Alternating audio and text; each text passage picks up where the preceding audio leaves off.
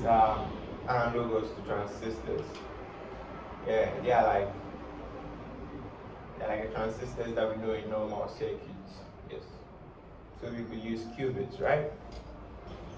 Of course, you can use qubits. Qubits are made of aluminium, niobium, and the combination of the both.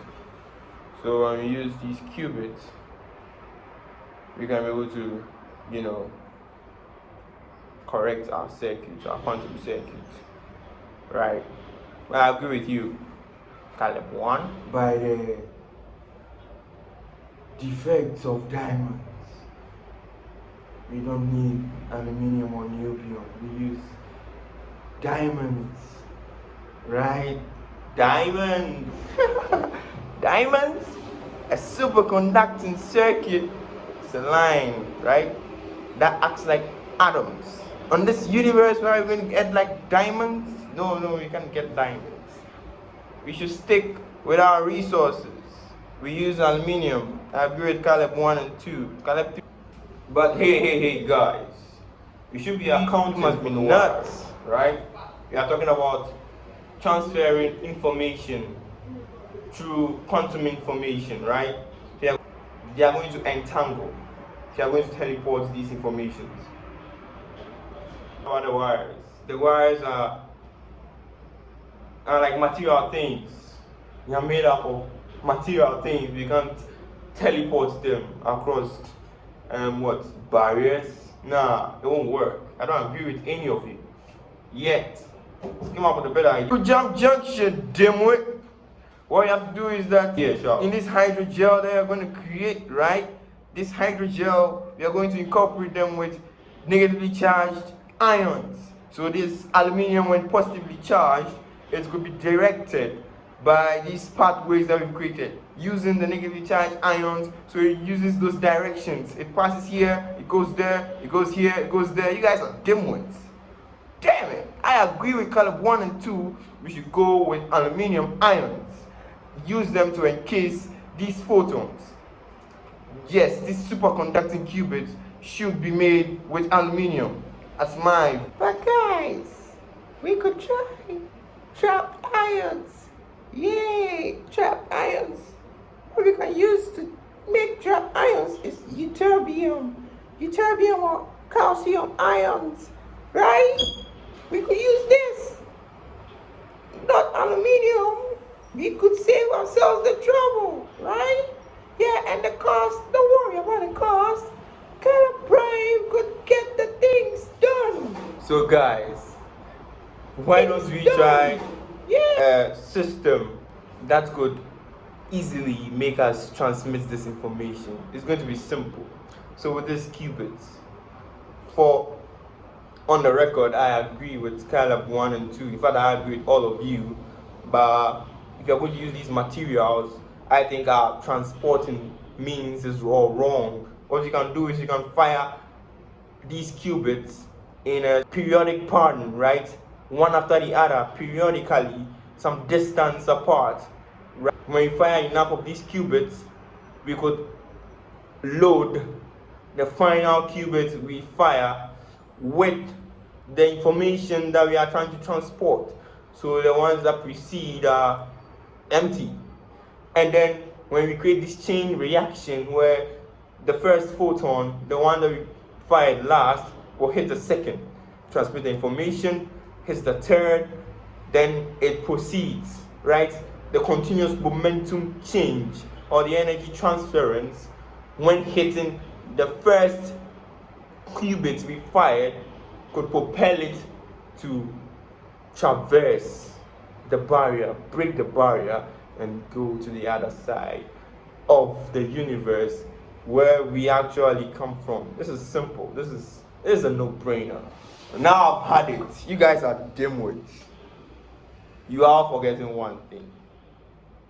One salient fact. This is a no-brainer. We don't even know where the barrier is. Dimwits.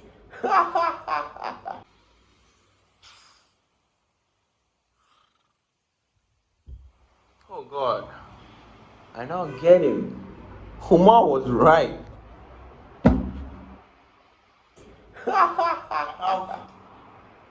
friends in my head. Gracious. I got it. I got an idea. Hello, what up, people? This is an of Einstein in a flash. Yeah, I went to talk some sense to him. But then, it's true. He was right. He was right. I didn't think. Talk in your sleep, bro. Yeah. I have a condition. It's something that I've been battling with ever since we started this research program of Einstein in a flash. I don't know how it came about. I can tell you for a fact that I didn't come from childhood. It's something new. I don't know. I do know.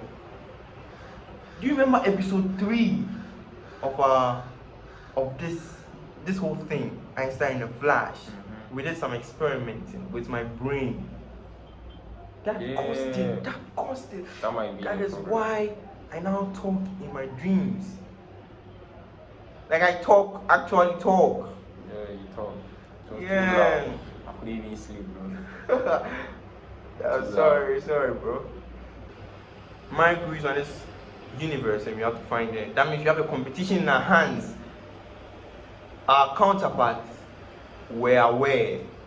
They knew that she is here and they've taken the lead. How are we going to catch up to them? They have started the search and we don't know. Now I feel dumb. They are a step ahead of us. They are more than a step. They are like 10 steps ahead of us. I have to escape this universe. With her. I'm so fixing this time thing. We have to find her first. Alright. Today we're talking about downloaded intelligence. Yes. Downloaded intelligence. In a previous episode, we talked about uploaded intelligence. And we established the fact that we can create a brain blueprint. Yes. A brain blueprint. We can copy the brain, kind of clone our brains into a cloud or something, and then with this we can upload our intelligence into the cloud. We established that fact. Today we want to download the intelligence. There's this salient thing that has been going on. People are saying that in the next 20 years AI is going to take over the world and they are going to be smarter than us combined. Human beings are actually evolving into AIs. I disagree. I think that we are smarter than AI, and I stand on the fact that we can expand our mental capacity and still maintain our capability to think faster, to think wider, to have more ideas than an AI. Remember, AIs were made by us, right? Yeah, so we are going to download our intelligence from wherever with a concept into our brains. That's when we need them, because that amount of capacity in our tissue brain yeah, it could cause some damages, of course. So as and when we need them, we can able to store our brains in different places. When we need them, we can download these ideas and then we can use them to solve problems, right, with immediate effect. Yeah, we can be more efficient than AIs. Let's get down to business, shall we? So we know of this condition, the multiple personality disorder, now called the dissociative disorder, right? What happens is that someone can be perceived to be a different person, or that same person, like what happened to me, could have different personalities, right, inside the person's head. So the person today murders someone, you go confront the person like you see in our movies. I didn't do it. And everything shows that a person is telling the truth. You go, you do some scans, use AIs to detect lies, lie detection, and still the person stands on the fact that he was not the one. didn't do it. who committed that crime. So what happens? What happens is that when we are faced with trauma in our childhood, our brain, we don't want to face those kind of things again. So we instruct our brains subconsciously, instruct our brains to hide them permanently, so we don't remember them at all. We are trying to protect ourselves, so we tell our brains to hide them permanently. So we have this method known as neuroplasticity. What happens is that the brain could itself create different neural pathways. Yes, as you are growing. So you know that when you get to some level of our lives, right, the brain stops production of new neurons, right? But then there are exceptional conditions where the brain could create new neural pathways, but create new neurons, which we call neurogenesis, right? So when you are instructing the brain to hide these traumatic events permanently, so you don't remember them, what you are trying to do is that you are neuroplasticizing, right, new compartments in your brain that will store these neurons.